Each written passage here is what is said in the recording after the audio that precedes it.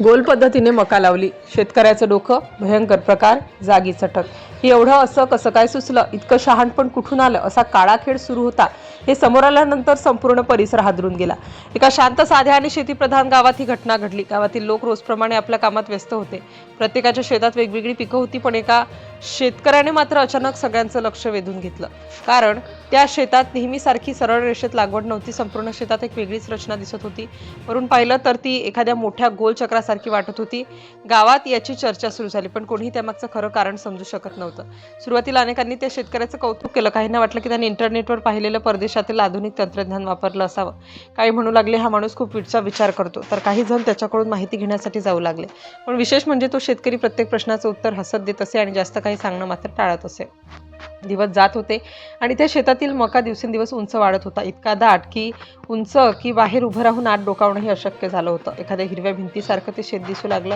गावातील अनेक मुलं उत्सुकतेपोटी जवळ जायचा प्रयत्न करत, पण त्यांना नेहमीच परत पाठवलं जात असे. विशेष म्हणजे त्या शेताच्या आजूबाजूला रंगीबेरंगी फुलं लावण्यात आली होती.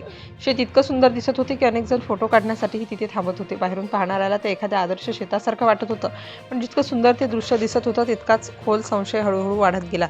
गावातील काही ज्येष्ठ शेतकऱ्यांनी एक गोष्ट लक्षात घेतली की त्या शेतात काम करणारे लोक फार कमी दिसत होते. पण रात्री उशिरापर्यंत तिथे हालचाल होती. काही अनोळखी वाहने येत थोड्याच वेळात निघून जात. दिवसा मात्र सगळं शांत असायचं. ही बाब अनेकांच्या लक्षात आली.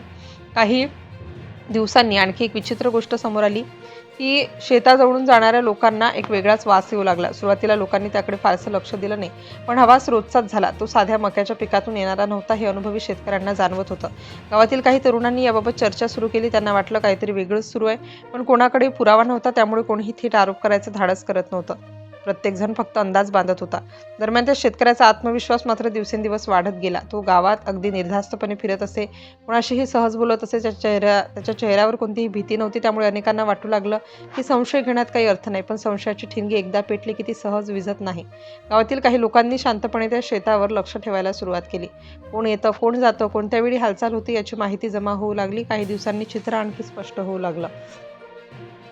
एका रात्री उशिरा पुन्हा काही अनोळखी लोक त्या शेतात गेले. ते बराच वेळ आत होते. बाहेर पडताना त्यांच्या हातात काही मोठी पोती असल्याचं दुरून दिसलं, पण अंधारामुळे त्यात काय होतं हे समजू शकत नव्हतं. मात्र आता गावकऱ्यांचा संशय जवळपास खात्रीत बदलत होता. अखेरीस काही जबाबदार नागरिकांनी याची माहिती पोलिसांना दिली. मात्र पोलिसांनीही घाई केली नाही. त्यांनी आधी मिळालेल्या माहितीची पडताळणी सुरू केली. काही दिवस गुप्तपणे निरीक्षण करण्यात आलं. प्रत्येक हालचालीवर लक्ष ठेवलं गेलं. सगळ्या गोष्टींची खात्री झाल्यानंतर एक दिवस सकाळी अचानक मोठी कारवाई करण्यात आली. पोलिसांचं पथक थेट त्या शेतात पोहोचलं. गावकरीही दूर उभे राहून काय घडतं हे पाहत होते. त्या क्षणी कुणालाही आत काय सापडणार आहे याची कल्पना नव्हती. सुरुवातीला पोलिसांना बाहेरून काहीही संशयास्पद दिसलं नाही. सर्वत्र फक्त उंच मका आणि आजूबाजूला फुलं दिसत होती. काही क्षणांसाठी ती पोलिसांनाही माहिती चुकीची वाटली असावी. तेव्हा त्यांनी तपास थांबवला नाही.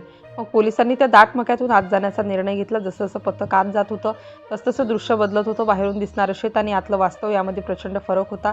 काही अंतर पार केल्यानंतर सगळेच थबकले. मक्याच्या दाट पिकामध्ये वेगळ्याच प्रकारची झाडं व्यवस्थित रांगेत लावलेली दिसली. त्यांची काळजी घेतल्याच्या स्पष्ट खुणा होत्या. हे साधं पीक नव्हतं. प्रत्येक झाड जपून वाढवण्यात आलं होतं. आता पोलिसांना सर्व चित्र स्पष्ट होऊ लागलं. त्यानंतर संपूर्ण शेताची तपासणी करण्यात आली. प्रत्येक भाग काळजीपूर्वक पाहण्यात आला. बाहेरून तयार केलेली गोलाकार रचना ही केवळ सौंदर्यासाठी नव्हती, तर आत काय सुरू आहे हे कोणालाही सहज लक्षात येऊ नये यासाठी ती आखलेली होती. आतापर्यंत गावकरी ज्या गोष्टीचं कौतुक करत होते तीच रचना आता संशयाचं सर्वात मोठं कारण ठरली होती. आधुनिक शेतीचा आव आणून एक मोठा गैरप्रकार लपवण्याचा प्रयत्न करण्यात आला. पोलिसांनी सर्व पुरावे गोळा करण्यास सुरुवात केली. शेतकऱ्यालाही घटनास्थळीच ताब्यात घेण्यात आलं.